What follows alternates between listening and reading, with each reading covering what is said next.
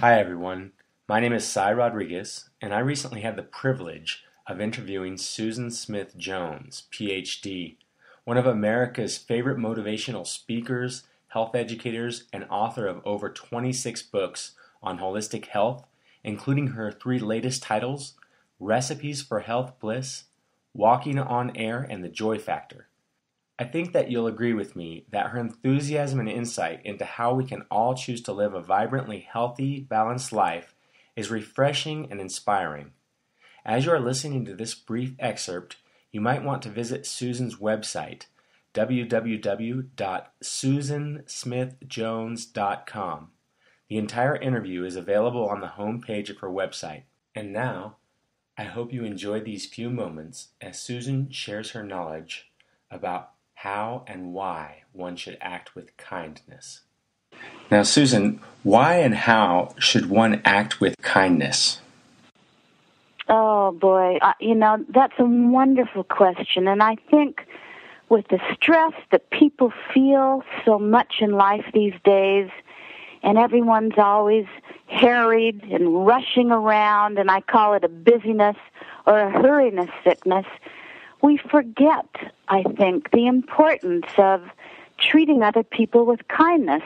And I go into this in great detail, actually, in Chapter 2 of The Joy Factor.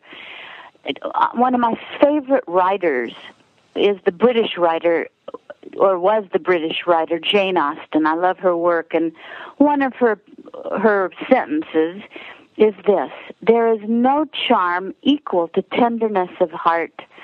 Tenderness of heart, like they say in England, heart. Now, I do believe that we humans are powerful spiritual beings, and we have the potential to create tremendous good on our beautiful spaceship Earth. And this good isn't always accomplished with huge, bold actions, but often in those modest acts of kindness and love between people.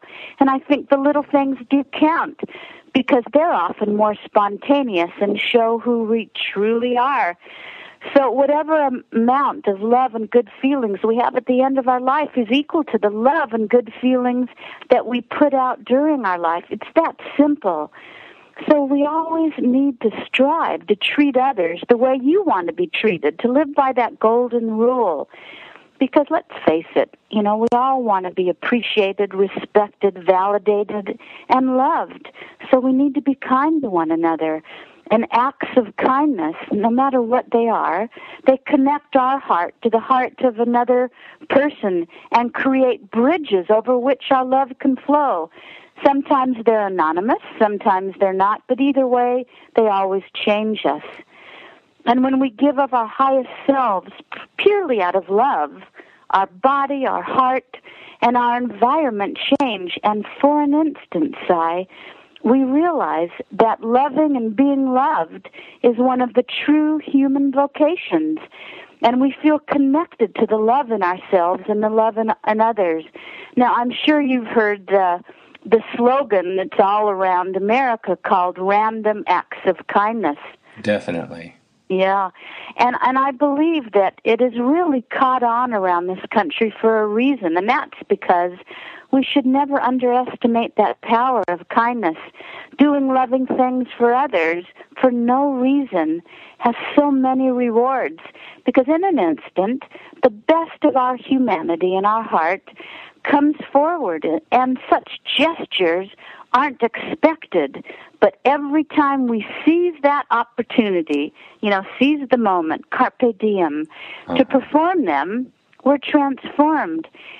And I also believe, as I wrote about in this chapter, that we become, in a sense, an angel for a moment, and we touch the divine when we do acts of kindness. So by giving someone else pure love and joy, really without expecting something in return, we become twice blessed, because in blessing another, we also bless ourselves. So I always think that every day when we wake up, that the day presents us with hundreds of opportunities to practice kindness towards our fellow humans and also ourselves, because oftentimes we're very hard on ourselves. So seize those moments and discover how wonderful it feels to do kind things for other people. And in that chapter in my book, I give you a whole list of things you can do to treat others with kindness in case you don't know what it is exactly that you can do.